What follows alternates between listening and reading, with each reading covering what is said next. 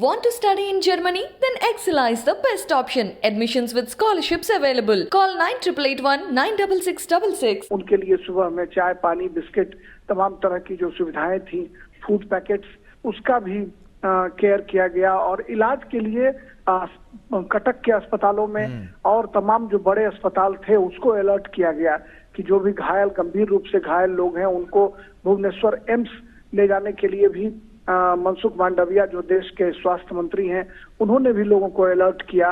उन्होंने एम्स के डायरेक्टर से बात की और बात करने के बाद तमाम जो अत्याधुनिक सुविधाएं थी उसको बहाल करने की कोशिश की। एयरफोर्स को भी अलर्ट किया गया, रेस्क्यू ऑपरेशंस के लिए उनको तैनात किया गया, एनडीआरएफ की टीम को तैयार किया गया। तो कुल मिलाकर हम देख सकते हैं गौरव, बिल्कुल राजेश, जो तस्वीरें हम इस वक्त दर्शकों को दिखा रहे हैं वो तस्वीरें बहुत कुछ बयां कर रही हैं कि प्रधानमंत्री नरेंद्र मोदी जब यहां पर पहुंचे तो कैसे उन्होंने यहां पे जायजा लिया, साथ ही साथ जो लोग यहां पर रेस्क्यू ऑपरेशन कर रहे थे उनसे भी बारीकियों को जानने की कोशिश की है। तस्वीरें भी हम अपने दर्शकों को दिखा रहे हैं।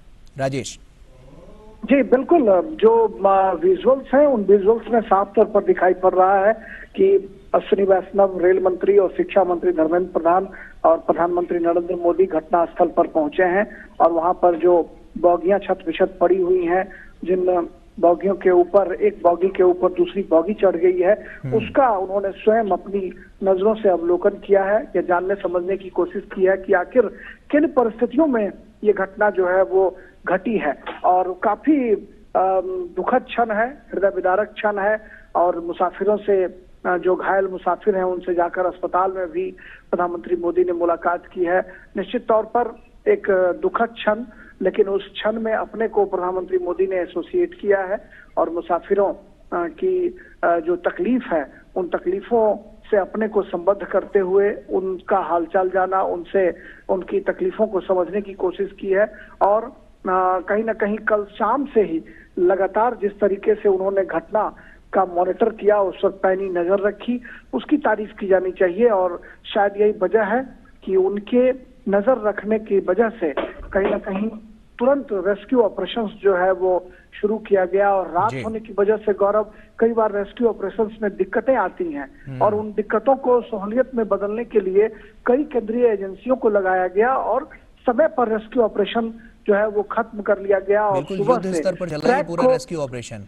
जी, सुबह में ट्रैक को बहाल करने की कोशिश की गई कि जो गाड़ियों की वजह से आवाजाही जो बंद है उसको शुरू किया जाए। काम थोड़ा कठिन जरूर है क्योंकि 3 ट्रेनों का टक्कर हुआ है और तीनों ट्रेन की बोगियां एक दूसरे पर चढ़ी हुई हैं, एक दूसरे से भिड़ी हुई हैं। उसको जगह पर लाना और यात्रा को सुगम बनाना काम कठिन जरूर है, लेकिन मुझे लगता है कि भारतीय रेल और तमाम केंद्रीय एजेंसियों के सफल प्रयास से यह काम जो है वो निश्चित तौर पर बहुत जल्द हो पाएगा। और कई ट्रेनों के मार्ग को परिवर्तित किया गया है, कई ट्रेनों को रद्द किया गया है, कई ट्रेनों को कम समय के लिए जो है वो डाइवर्ट किया गया है। तो इस तरह से भारतीय रेल की भी कोशिश है कि मुसाफिरों को उनके गंतव्य तक ले जाने में लोगों को दिक्कतें ना हो। कि ये कहना थोड़ी जल्दबाजी होगी गौरव, लेकिन चूंकि 3 ट्रेनें जो हैं वो एक दूसरे से भिड़ी हुई हैं, तीनों ट्रेनों की जो बोगियां हैं वो छत बिछत हैं, अलग अलग हिस्सों में बिखरे पड़े हैं, कई बोगियां एक दूसरे पर चढ़ी हुई हैं।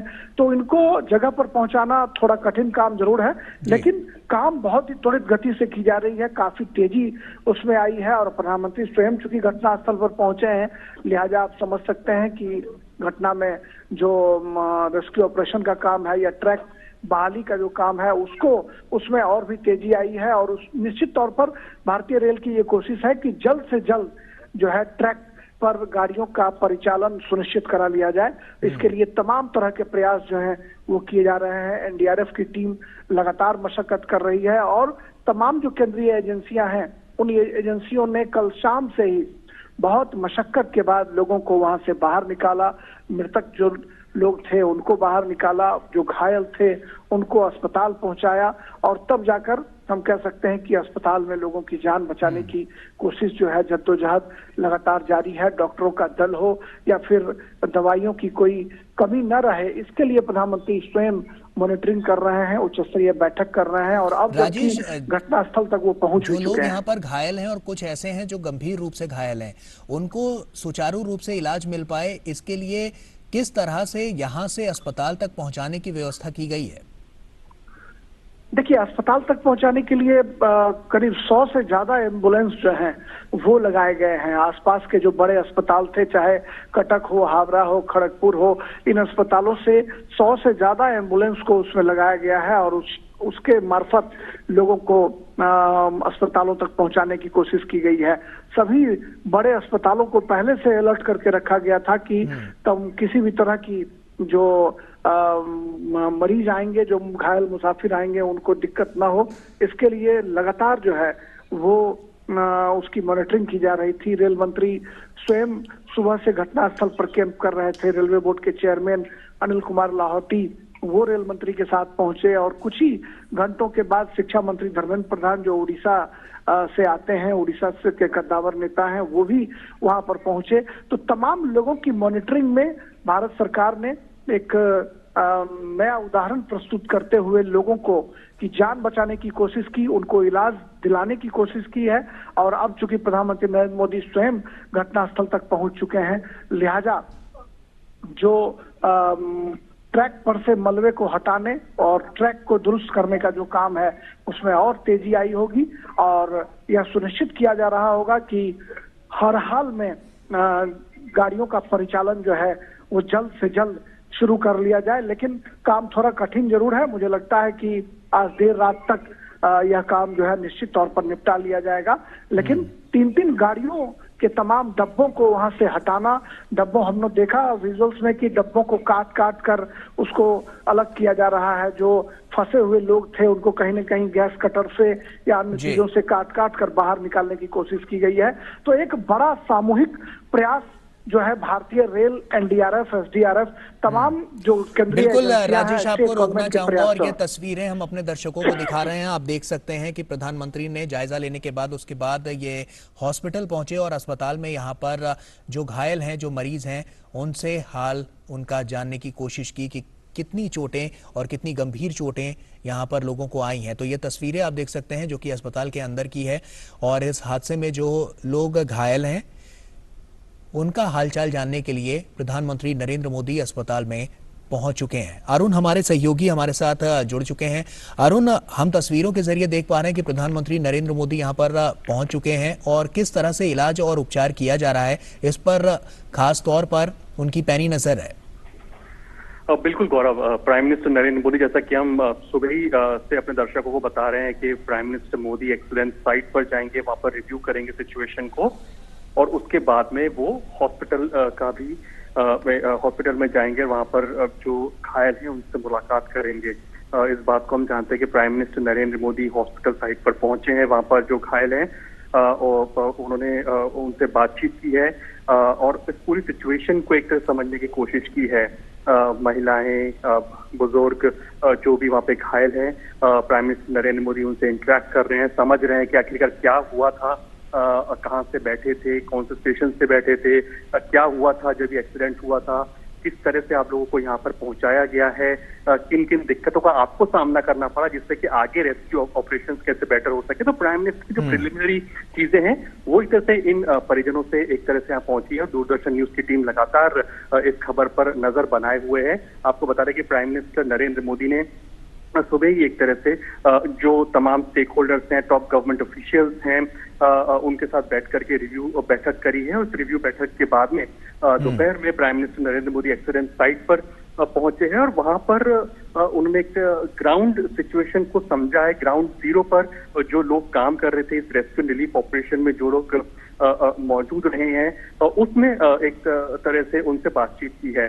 बहुत सारे अगर हम इसमें पहलुओं की बात करें तो हम इस बात को जानते हैं कि जो हाई लेवल कमेटी का गठन किया गया है जिसमें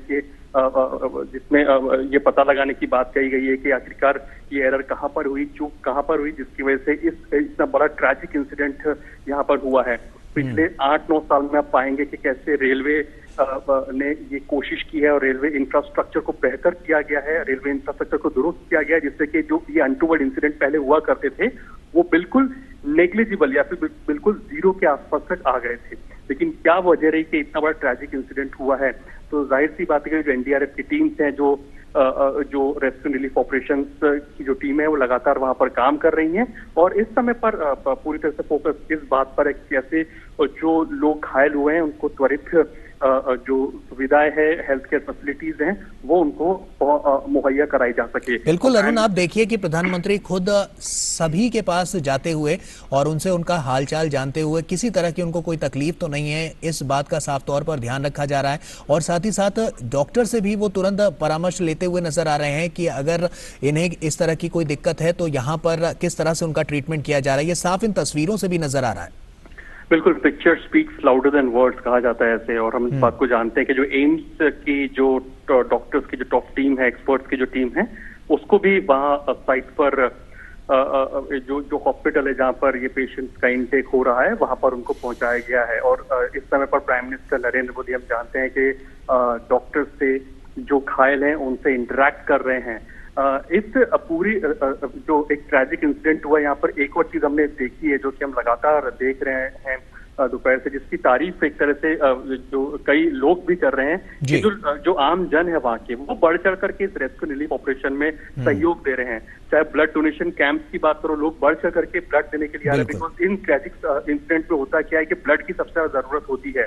ब्लड लॉस इतना ज्यादा हो जाता है कि आपको इमीडिएटली इतना ब्लड मोबिलाइज करना बहुत दिक्कत का काम होता है। और स्पेसिफिकली अगर आप छोटे शहरों की बात करें, वहां पर खून की कमी, ब्लड की कमी होती है। तो ऐसे में जो वहाँ के जो स्थानीय लोग हैं वो ब्लड डोनेट करने के लिए काफी बड़ी संख्या में वहां पर आए हैं, जिसका संज्ञान भी आप देखिए वहाँ पे जो चीफ सेक्रेटरी हैं उन्होंने भी इसको ट्वीट करके इसकी जानकारी दी कि ब्लड डोनेशन वहाँ पे जो लोग कर रहे हैं, भारी संख्या में लोग आ रहे हैं, खाने पीने की दिक्कत ना हो, इसलिए लोकल्स वहाँ पे हैं वो बढ़ चढ़ करके वहाँ पर सहयोग कर रहे हैं।